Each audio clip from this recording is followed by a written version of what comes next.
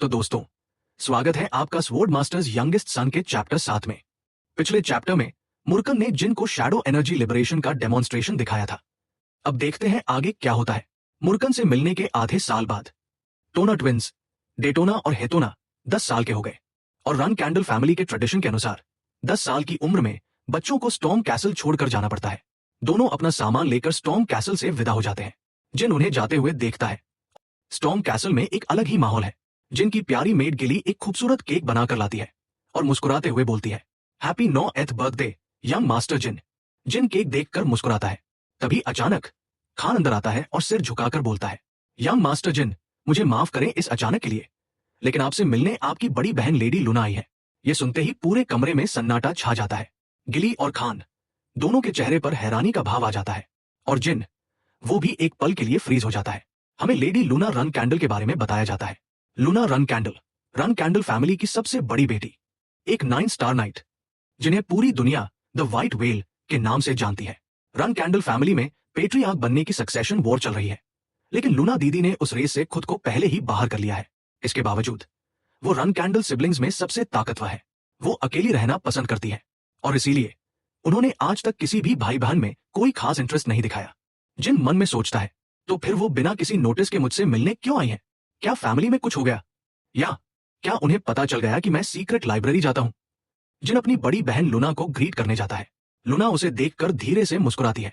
तुम बड़े हो गए हो, यंगेस्ट। जिन थोड़ा नर्वस होते हुए बोलता है, अगर मुझे पहले पता होता कि आप आ रही हैं, तो मैं थोड़ा और अच्छे से तैयार होता। लूना एक पल रुकती है, फिर हंसते हुए बोलती है, क्या अच्छी बात है तुम्हें? क्या मुझे अपने छोटे भाई से मिलने के लिए पहले से नोटिस देना पड़ेगा? जिन चौंक जाता है। लूना आगे बोलती है, तुम थोड़ा अजीब बिहेव कर रहे हो। क्या तुम बीमार हो? जिन जल्दी से जवाब देता है, नहीं, बस थोड़ा नर्वस हूं। यह पहली बार है कि मैंने आपको इतने पास से देखा है। लूना यह सुनकर मन में सोचती है, हमारी फैमिली के ट्रेडिशन की वजह से इस बच्चे को लग रहा है कि मैं यहां उसे उसकी औकात दिखाने आई हूं या उससे कुछ छीनने आई हूं।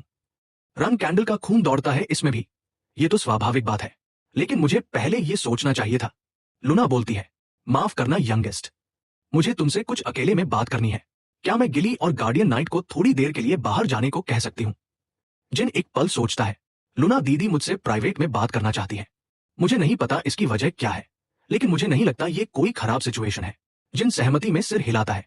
गिली और खान बाहर चले जाते हैं। दोनों अकेले हैं। लूना सीधे मुद्दे पर आती है, जिन, मैं इसलिए अचानक मिलने आई हूं क्योंकि मुझे तुम्हें कुछ बताना था। जिन ध्यान से सुनता है, जब फादर आखिरी बार तुमसे मिलने आए थे, उस दिन तुमने जिस तरह बिहेव किया, उसकी वजह से तुमने सारे भाई बहनों की अटेंशन अपनी तरफ खींच ली है। इसका मतलब है, जब तुम स्टॉर्म कैसल छोड़ोगे, सारे भाई बहन तुम पर बहुत कड़ी नजर रखेंगे। इसीलिए यंगेस्ट, मैं दुआ करती हूं कि तुम इस गंदी सक्सेशन बैटल में इन्वॉल्व होकर अपनी खुशियां मत गवाओ। मैं सच में दुआ करती हूं कि तुम इस रन कैंडल फैमिली की डर्टी सक्सेशन वॉर की वजह से सफर मत करो। जिन ये सुनकर समझ जाता है, यही वजह है जिसकी वजह से लूना दीदी ने खुद पेट्रियार्क बनने की रेस से हाथ खींच लिया था। वो अपने भाई बहनों से लड़ना नहीं चाहती थी, लेकिन पिछली जिंदगी में उन्होंने मुझे वॉर्न क्यों नहीं किया? क्या पिछली जिंदगी में मैं इतना कमजोर था कि मुझे वार्निंग देने लायक भी नहीं समझा गया? जिन लूना की आंखों में आंखें डालकर बोलता है, लूना दीदी, मैं आपका शुक्रगुजार हूं, लेकिन मेरा कोई इरादा नहीं है इस लड़ाई से बाहर रहने का। लूना रुककर बोलती है, जिन, मैं ये इसलिए नहीं कह रही कि मुझे लगता है तुम मेरे खिलाफ लड़ोगे। जिन जवाब देता है, मुझे पता है दीदी, लेकिन ये भी सुनिए, एक बार पहले से ही किसी ने मुझे मारने की कोशिश की है। ये सुनते ही लूना की आंखों में आग आ जाती है। वो गुस्से से बोलती है, किसकी इतनी हिम्मत? किसने तुम्हें स्टॉर्म कैसल में मारने की कोशिश की? कौन से भाई ने ये किया? जिन शांत रहते हुए जवाब देता है, दीदी, मैं आपको नाम नहीं बता सकता क्योंकि मुझे खुद नहीं पता किसने किया, लेकिन देखिए, मैं बिल्कुल ठीक हूं। लूना एक पल के लिए चुप हो जाती है, फिर धीरे से बोलती है, यह देखकर अच्छा लगा कि मेरे सारे भाई बहन मुझे हेट नहीं करते। जिन, इसका मतलब है तुम इस फैमिली की गंदी बैटल में ऑलरेडी इन्वॉल्व हो चुके हो। मुझे तुम पर बहुत दुख होता है। जिन मुस्कुराते हुए बोलता है, दुखी मत होइए दीदी। लूना एक पल रुकती है, फिर मुस्कुराकर बोलती है, हाँ, आज बहुत अच्छा दिन है। आज तुम्हारा बर्थडे है। मुझे ऐसी बातें नहीं करनी चाहिए थी। ये लो, तुम्हारे लिए बर्थडे गिफ्ट।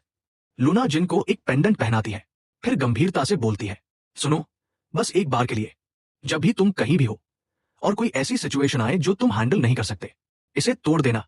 मैं तुम्हारे पास तुरंत आ जाऊंगी। इसे भूलना मत, हमेशा अपने पास रखना। ये तुम्हारी हिफाजत के लिए है। हैप्पी 9th बर्थडे जिन। जिन अपनी बड़ी बहन को थैंक यू करता है। सब मिलकर केक खाते हैं और फिर लूना विदा हो जाती है। उसी रात जिन लाइब्रेरी में जाता है। मुर्कन उसके गले में पेंडेंट देखते ही बोलता है, ये तुम्हें कहां से मिला? जिन जवाब देता है, ये मेरा बर्थडे गिफ्ट है। मुर्कन पेंडेंट को ध्यान से देखता है और एक पल के लिए सीरियस हो जाता है। जिसने भी तुम्हें ये दिया है वो तुम्हें बहुत ज्यादा प्यार करता है। ये कोई साधारण गिफ्ट नहीं है। जिन पूछता है, ये क्या है? मुर्कन गहरी सांस लेते हुए बोलता है, ये है डीमोनिक बीस्ट किंग ऑर्गल का आर्टिफैक्ट।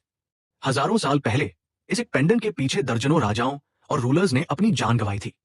ये पेंडेंट इसके वेयर को 5 स्टार और उससे नीचे की सारी अटैक मैजिक से प्रोटेक्शन देता है। और अगर वेयर एक मैजिशियन है तो ये उसकी मैजिक को भी बढ़ाता है। और इसमें एक और एबिलिटी भी है जिसके बारे में मुझे अभी पूरा नहीं पता। जिन हैरानी से बोलता है, रुको, तुमने इसे यहां से सेंस कर लिया था? मुर्कन जवाब देता है, हाँ, और जिसने ये गिफ्ट दिया उसकी एनर्जी बहुत स्ट्रांग थी।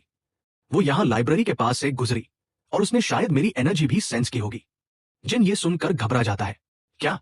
तो क्या उन्हें पता चल गया कि तुम यहां हो? मुर्कन एक पल रुककर बोलता है, हाँ, शायद, लेकिन उसने फैमिली को नहीं बताया। ज्यादा मत सोचो, जिसने तुम्हें इतना कीमती गिफ्ट दिया वो तुम्हें ऐसे मरने के लिए नहीं छोड़ेगी और तुम्हारा सीक्रेट रिवील भी नहीं करेगी। तुम अपनी बहन पर ट्रस्ट कर सकते हो। बाहर बारिश हो रही है। लूना स्टॉर्म कैसल से जाते हुए एक पल रुकती है। वो महसूस करती है एक बहुत स्ट्रॉन्ग प्रेजेंस। मन में बोलती है, यहां एक बहुत ही स्ट्रॉन्ग प्रेजेंस है जो पिछली बार जब मैं आई थी तब नहीं थी। वो आगे बढ़ती है और धीरे से मन में बोलती है, तुम जो भी करोगे, जो भी बनोगे, मैं हमेशा तुम्हारे साथ रहूंगी।